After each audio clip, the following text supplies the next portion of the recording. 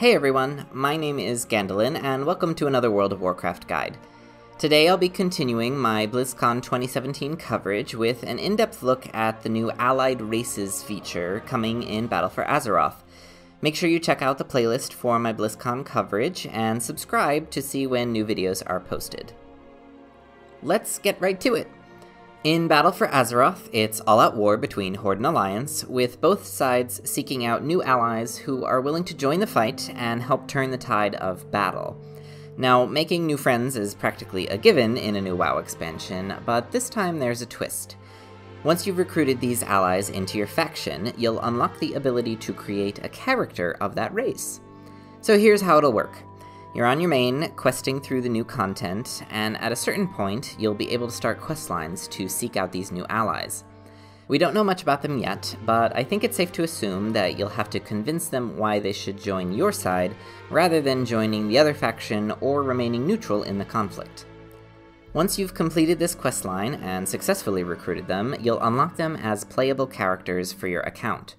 Each race has their own racial abilities and character customization options.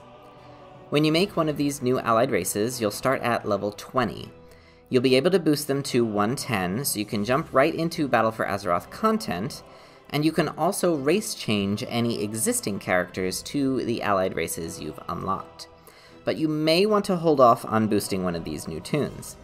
If you level an allied race from 20 to 110 the old-fashioned way, you'll be awarded with a Heritage Armor set. These are transmog sets that are unique to your allied race and really show off their culture. They can be used by any class you might pick for your allied race, even if they look like one particular armor type. It should be a lot easier and more fun to level these tunes, since Blizzard is planning a revamp of the old world leveling zones. And for those of you who already have 12 characters on your realm, like me, fear not, everyone will get 6 additional character slots per realm to accommodate these new races. No word on if Blizz will raise the total character cap from 50, but it might happen since we'll be allowed 18 tunes per realm.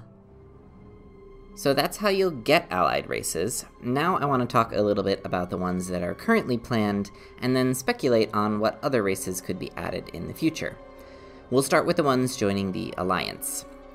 Fresh from the conflict on Argus, we have the Lightforged Draenei. These soldiers from the Army of the Light fit right in with their long-lost kin from the Exodar. Then we have the Iron Dwarves. Previously, they've been our enemies, but since Moira Tharasan joined the Council of Three Hammers back in Kata, they've been a part of the Alliance. It's awesome that we now get to play as them too. And last, there are the Void Elves. These are presumably High Elves that have been trained by Alleria Windrunner to harness the powers of the Void without succumbing to madness. This group is not what you would typically expect from an Alliance race, so it'll be interesting to see how the other member races deal with these Void-infused beings. Now for the Horde. We have the Highmountain Tauren, who also fit right in with their brethren from Mulgore. Then we have Zandalari Trolls. A big part of the Horde's experience in Battle for Azeroth is going to center around the Zandalari, so no real surprise here. And finally, there are the Nightborn. This one may come as a bit of a surprise, given that both the Horde and the Alliance help them break free from the Legion's control, but they have a lot in common with the Blood Elves, since both have struggled with addiction to magic. But in my opinion, that doesn't seem like enough to push them firmly into the Horde, so I'm eager to see their questline to find out how they came to their decision. Now, those are the races Blizzard currently has planned, but they also said that the system is expandable and that there would be more to come in the future. So I thought I would take a minute and talk about the other races I think would be good candidates to add to the game. I'll start with some Alliance potentials. I think both the Wildhammer and Frostborn Dwarves would be logical additions, since they have connections to the other 2 Dwarven Council members. And while there aren't many left in the world, High Elves could also be added pretty easily. For the Horde, I think it would be cool if Blizz added Mag'har Orcs, the ones from Outland that were never corrupted by the Legion.